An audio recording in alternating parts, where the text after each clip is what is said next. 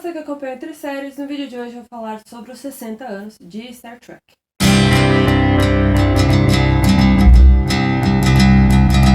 O ano de 2026 eu venho falando alguns aniversários importantes de franquias de mídia. Sejam videogames, como eu fiz há algum tempo, já falei de filmes e séries, e agora chegou a vez então de falar de uma das produções que é considerada muito importante para o mundo dos seriados, porque é praticamente o precursor ou o ponto zero do que consideramos de fanfic e também de fandom. Então, eu vou aqui falar sobre os 60 anos de Jornada nas Estrelas, ou Star Trek, no título em inglês, que se estende principalmente por seriados, mas também vem para filmes, também tem outras mídias ao longo do seu caminho. Essa é uma produção, uma franquia, criada pelo Gene Roddenberry, e a série original foi exibida por 3 temporadas que foram lançadas entre 1966 e 1969 pela CTV, que é uma emissora canadense, e também pela NBC lá nos Estados Unidos. O enredo da série original seguiu então a tripulação, a equipe da USS Enterprise, que é uma nave de exploração espacial construída pela Federação dos Planetas Internacionais no século 33. A missão base é exatamente explorar novos mundos, buscar novas formas de vida e também novas civilizações e, de acordo com a sinopse que eles mesmos utilizavam, ir para onde ninguém mais foi. Durante a criação desse projeto, o Roddenberry se inspirou muito nos livros do Horatio Hornblower, do C.S. Forster, As Viagens de Gulliver, do Jonathan Swift, e o filme Planeta Proibido, de 1956, e também algumas séries envolvendo o Velho Oeste. Exatamente para buscar esse tom mais de exploração, mas também de enredos, de embates, né? Só que dessa vez, sem ser no Velho Oeste, não tanto a exploração terrena, né, aqui na Terra, mas sim exploração espacial e também, obviamente, então envolvendo coisas mais futurísticas. Porém, é sempre importante notar que muitos dos conflitos e as dimensões políticas dos seriados eram, né, muitas delas alegorias sobre realidades culturais e contemporâneas lá da década de 1960. Mostrar problemas como o imperialismo, que é até hoje um grande tema, mas na década de 60 era algo fora da curva, fora do que as pessoas estavam acostumadas a ter. Guerras de classes, que hoje em dia também é muito mais falado. Autoritarismo, era muito recente o fim da Segunda Guerra, então também traz esses projetos para cá, mas não deixa de ser um autoritarismo que autoritarismo, ditaduras que a gente viveu, né, aqui no Brasil, no começo da década ali na década de 60, 70 até o fim da década de 80. Racismo, principalmente com a questão da segregação. Sexismo, que hoje em dia é um grande tema também, assim como o racismo. O feminismo, que também era uns temas importantes. Religião, direitos humanos e o papel da tecnologia durante toda essa exploração. A série original chegou em 65 pela NBC. Antes disso, antes de trazer tudo isso, a Desilu Productions, que é a produtora da Lucille Ball e do seu marido, eles apostaram muito no projeto. Originalmente, o projeto foi apresentado em 64 pela NBC, que foi o episódio The Cage, com o Jeffrey Hunter interpretando o Christopher Pike. A NBC, então, rejeitou esse projeto, esse piloto, mas os executivos da emissora ainda gostaram muito da proposta e, de uma forma surpreendente, até para os dias de hoje, acabaram encomendando um segundo piloto. Em 64, a produção estreia para o público. Em 65, depois da sua segunda temporada, a NBC chegou a cancelar a série. Porém, por pressão do público, por baixos assinados e tudo mais, a série foi renovada para a terceira temporada. O Roddenberry sai desse projeto, sai da terceira temporada. A NBC muda a série para o horário que é até hoje considerado o time slot da morte, né, muito entre aspas, deixa bem claro, que é a sexta-feira, um dos últimos horários de sexta-feira, que até hoje Se uma série é jogada para esse horário, dificilmente vai ser renovada. As pessoas não apostam tanto que a série vai conseguir vingar depois, se for nesse horário. Porém, depois de 79 episódios, a série foi cancelada na sua terceira temporada. Os fãs ainda fizeram um novo baixo-assinado, mas dessa vez não deu certo. Entre 1969 e 1974, a Desilu Productions vendeu os direitos de transmissão para mais de 54 mercados internacionais, incluindo o Brasil. E em 74, a série já estava presente em mais de 100 mercados, em 100 países, e se tornou um sucesso. Para você ter ideia, a série foi vendida para mais de 120 mercados internacionais, e por causa desse sucesso internacional, a Filmination e a Paramount Television, que acabou absorvendo a Desilu, e assim se tornou, a Desilu começou a fazer parte da Paramount, começaram a pensar em uma maneira de trazer a série de volta. Primeiro chegou a série animada, Star Trek Animated Series, com os atores da série original dublando os personagens animados. Durou 2 temporadas e 22 episódios.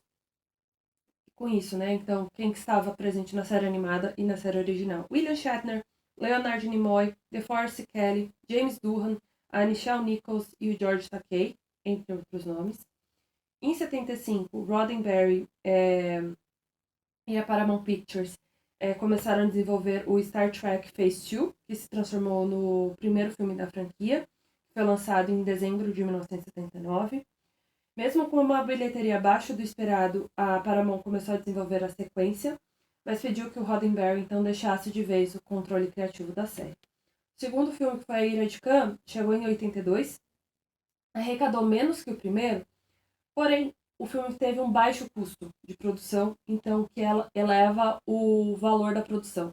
E isso foi um grande fator para conseguir trazer a série, revitalizar a série de outras maneiras. Então, de 79 a 1991, a Paramount produziu 6 filmes, incluindo o primeiro filme e o segundo filme.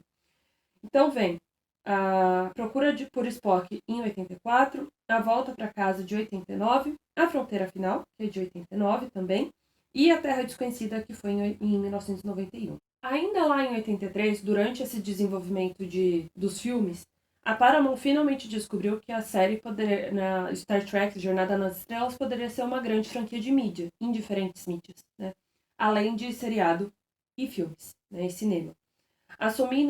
Ela acabou assumindo contratos com a editora Simon Schuster, que é uma das principais editoras nos Estados Unidos, e com jogos de videogame lançados pela SEGA. Em 87, ainda quando estavam sendo então lançados os filmes da série original, então começa a ser exibidas Star Trek Uma Nova Geração, a nova geração, que durou 7 temporadas e 178 episódios. Foi exibida pela Syndication, que é uma emissora paralela lá dos Estados Unidos. Patrick Stewart interpretou o protagonista, e ainda na série teve Jonathan Frakes, LeVar Burton, Denise Crosby, Brad Spinner, Will Wheaton, entre outros nomes também no elenco. Além da série, com 7 temporadas, também teve 4 filmes que foram lançados em 1994, 1996, 1998 e 2002. A série Deep Space Nine estreou em 93 e durou também 7 temporadas e 176 episódios pela Syndication. A Avery Brooks, a Renée Auberjonois, Terry Farbell e o Colm Meaney participaram do elenco. Em seguida veio Voyager, que chegou em 95, também durou 7 temporadas, dessa vez 172 episódios, e foi exibida pela UPN, que depois se transformaria na DWB e depois se transformaria na CW. A Kate Mulgrew, Robert Beltran, Ethan Phillips, Jennifer Lien e Roxanne Dawson estavam no elenco dessa série. A prequel da série original, Enterprise, durou apenas 4 temporadas, exibidas entre 2001 e 2005. E teve 98 episódios, também foi exibida pela UPN. Scott Bakula, Jolene Blacklock, Conrad Trainer, Dominic Keating, Linda Park, Anthony Montgomery e John Billingsley estão no elenco. Espero estar falando o nome deles correto, mas deu uma trava-língua aqui. Depois disso tudo, a série, a franquia, acaba entrando em hiatus. Ela retorna com um filme de 2009, que foi dirigido pelo J.J. Abrams. E conta com Chris Pine, Zachary Quinto, Zoe Saldanha, Winona Ryder, Simon Pegg, John Cho, Karl Urban, entre outros nomes no elenco. A sequência, também dirigida pelo J.J. Abrams, estreia em 2013, com Benedict Cumberbatch interpretando o Khan, e em 2016 termina com a trilogia, a trilogia termina com o filme dirigido pelo Justin Lin, né? No ano seguinte, a franquia é revitalizada com Star Trek Discovery, que começou a ser exibida pela CBS All Access, lá nos Estados Unidos, chegou aqui no Brasil pela Netflix na época, até ser transferido completamente pela Paramount Plus. A série durou 5 temporadas, que foram exibidas de 2017 a 2024. A Soneca Martin Green, Doug Jones, Anthony Rapp, Mary Wiseman, Wilson Cruz, David Ajala, Michelle Yeoh, entre outros nomes, participaram da série ao longo das 5 temporadas. O primeiro spin-off que eu vou falar da série é o Star Trek Seção 31, que estreou em janeiro de 2025, com a Michelle Yeoh retornando a interpretar a Philippa Georgiou. No elenco ainda teve o Omari Hardwick, Sam Richardson, Casey Cole e o Robert Kaczynski. Depois de Discovery, né, que é a série, a Paramount Plus encomendou então Picard, Star Trek Picard, que durou 3 temporadas, exibidas entre 2020 e 2024.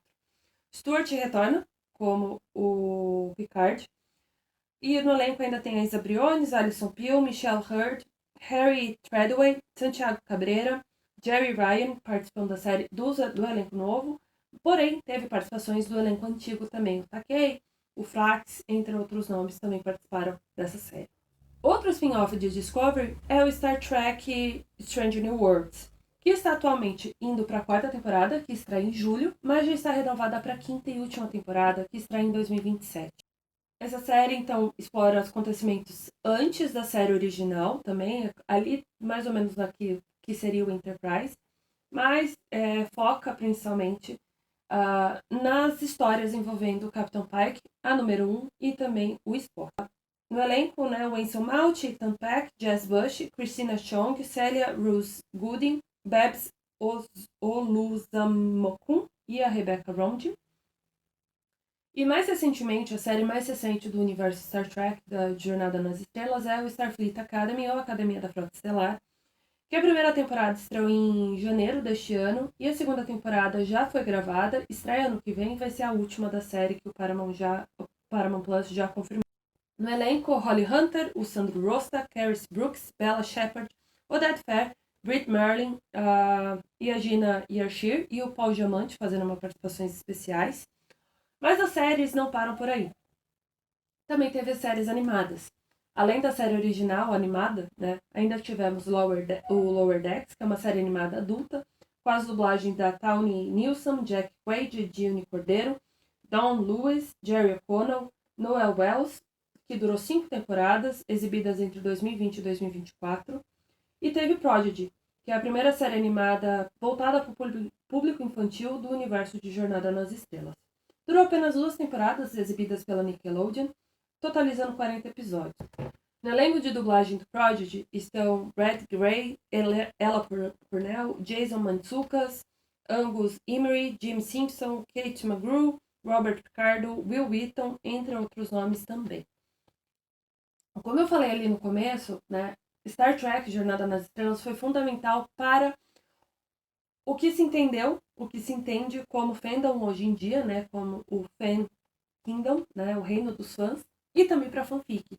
As revistas próprias do universo de Star Trek foram fundamentais para o que conhecemos hoje, do que fazem muitos baixos assinados envolvendo cancelamentos e mudanças importantes, e eles têm o fandom de Star Trek foi fundamental para, como eu falei, né, com baixos assinados para reverter cancelamentos, o que hoje é online, facilmente qualquer um acena, e na década de 60 isso não era possível. E fanfics começou com o fandom de Star Trek, principalmente porque na parte das revistas exatamente tinha histórias curtas que os fãs podiam mandar, e ali surge então mais ou menos o que é o que se entende de fanfic por hoje, né, nos dias de hoje. Então, os 60 anos de Star Trek, ele vai muito além do que é uma odisseia, né, umas viagens espaciais, né, explorações espaciais, né. Ela vai além de temas importantes que sempre foi abordado, né. Se hoje em dia as pessoas adoram ficar falando de woke culture, né, a cultura woke, né, a cultura do da lacração, muito entre aspas, né. Star Trek fazia isso bem antes, né? Só que talvez as pessoas não estivessem prestando atenção, né? Trazer temas como feminismo, como racismo, né? A questão da segregação nos Estados Unidos era muito importante, até mesmo temas envolvendo LGBTQIA+, né? Talvez não na presença que a gente vê hoje, mas numa certa esfera do que era possível ser abordado na década de 60. Nós temos falando sobre ditadura, né? Como eu mencionei, as questões de autoritarismo que a gente vê hoje em dia sendo tratados também, mas é sempre bom ressaltar que década de 60, né, o início ali o que é a TV que a gente conhece hoje, né, um pouco da TV que a gente conhece hoje, se era tratado de maneiras com as visões da época. Obviamente, muitas coisas que aconteceram, que foram exibidas até mesmo há 2, 3 anos, né, que são bem recentes, muitas vezes vão envelhecer como leite, como se diz. Né? Não vai envelhecer como vinho, vai se envelhecer como leite, ou seja, vai estragar. Mas a gente precisa lembrar que como foi, como foi produzido e como foi importante para aquela época falar sobre esses temas. Né? Ainda tinha muita coisa para ser, poderia muita coisa eles terem abordado de maneiras diferentes, com certeza. Mas década de 60, assim como década de 70 era uma outra maneira, ou década de 80, década de 90 e assim por diante. Mas eu quero sempre ressaltar que a importância do universo Star Trek, que as pessoas não conseguem perceber o quão importante era na época, o quão pra frente era na época. E se reclamam hoje de algum aspecto, é porque não prestou atenção na série original, até mesmo nem nas outras séries, né? Ah, então, enfim, Star Trek foi importante para a cultura fandom, né? Para a cultura do fã, para a cultura da fanfic, para a cultura do que se conhece hoje. Foi importante para questões de exploração espacial, de se tratar de uma série de ficção científica que explorava bastante isso, de mergulhar em outros temas que refletiam lá e refletem até hoje. E ela continua a crescer e vai continuar crescendo. Né? O interessante de Jornada nas Estrelas é exatamente essa multifaceta em que ela consegue se encaixar, as histórias conseguem se encaixar, e por se tratar de algo tão no futuro, né, elas conseguem brincar um pouco mais com esse tipo com várias abordagens. O vídeo de hoje fica por aqui, eu espero que você curta, compartilhe, se inscreva no canal, deixe nos comentários qual é a sua série favorita do universo de Star Trek, de Jornada nas Estrelas. Não deixe também de clicar nos links que estão todas na descrição, que por lá tem as redes sociais e o site, que é o entreseries.com.br, e por lá você recebe as principais notícias envolvendo o mundo dos seriados, dos filmes, tem espaço para música, literatura, games, música, críticas, cobertura de eventos e muito mais do que acontece na cultura pop.